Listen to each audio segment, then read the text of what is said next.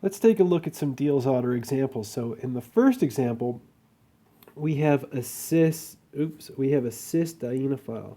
So when we have a cis dienophile or a cis alkene, we should produce a cis disubstituted ring in the end. So if we draw our curved arrows for our Diels-Alder reaction, which is a concerted process in which we lose 2 pi bonds and we gain 2 sigma bonds, and we end up with a 6-membered ring, which is a substituted cyclohexene, you can see that since we have the cis dienophile, we should end up with the cis product in the end. So we have the cis product in the end. So I'll write that above as well. So we have cis and we go to cis. So cis gives cis. So in example number two, our dienophile is trans. So when we have a trans dienophile, we should end up with a trans cyclic product. So again, if we draw our curved arrows for our pericyclic reaction, for our Diels-Alder reaction, so again, we lose 2 pi bonds and we gain 2 sigma bonds to produce a cyclohexene.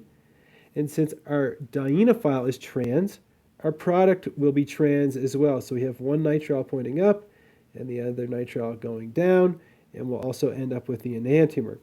So remember, when we have trans dienophile, we get trans product. So we go from trans to trans.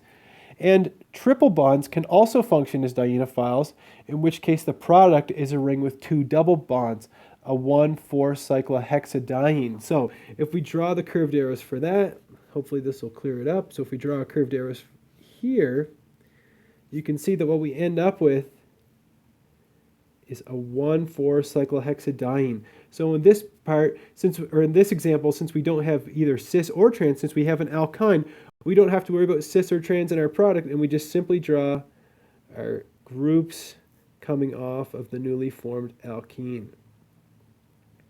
So remember, when you have a cis dienophile, you end up with a cis product. When you have a trans dienophile, you end up with a trans product. And alkynes can be used as well, and they simply produce 1,4-cyclohexadienes. So this has 2 double bonds in it, and in this case, we don't need to worry about whether we have the cis or the trans product.